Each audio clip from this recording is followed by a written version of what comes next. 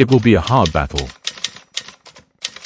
Why did the British Foreign Office warn Malaysia like that? 16th of September 1963, Malaysia was born, an independent nation comprising the former Federation of Malaya, Singapore, Sabah and Sarawak.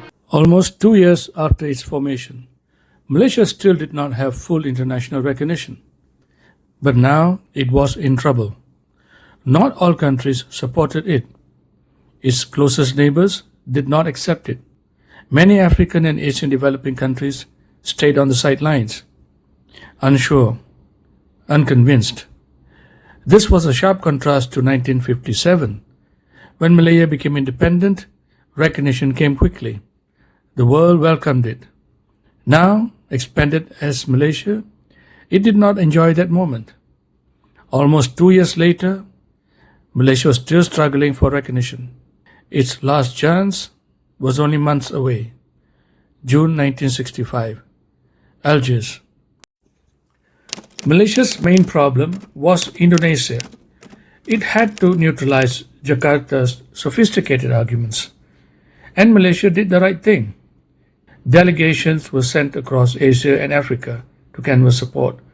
Tun Abdul Razak, the former Prime Minister, led missions to Africa, East Africa. Mr. Lee Kuan Yew also did the same, to argue on behalf of Malaysia with all these countries. This was an intense diplomatic battle.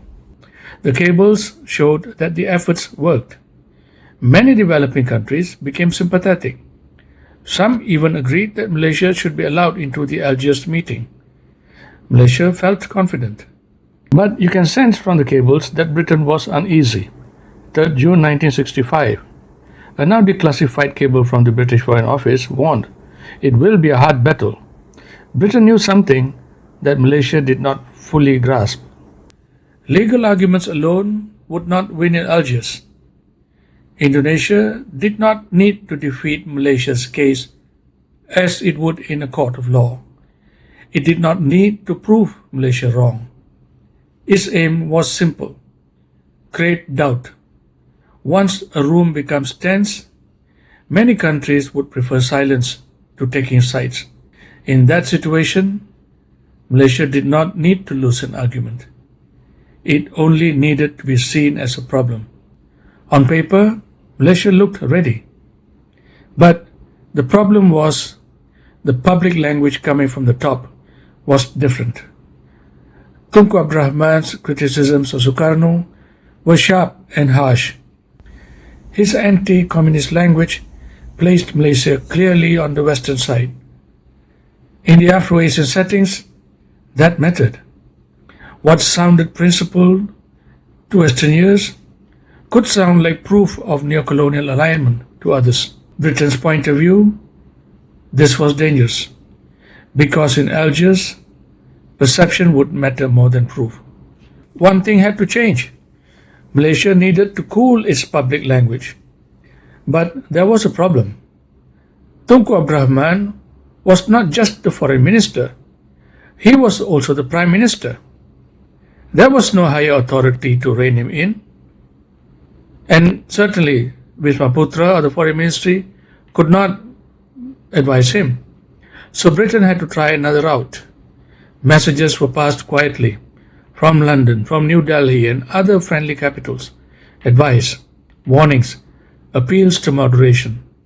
There was no guarantee that Tunku would change his tone.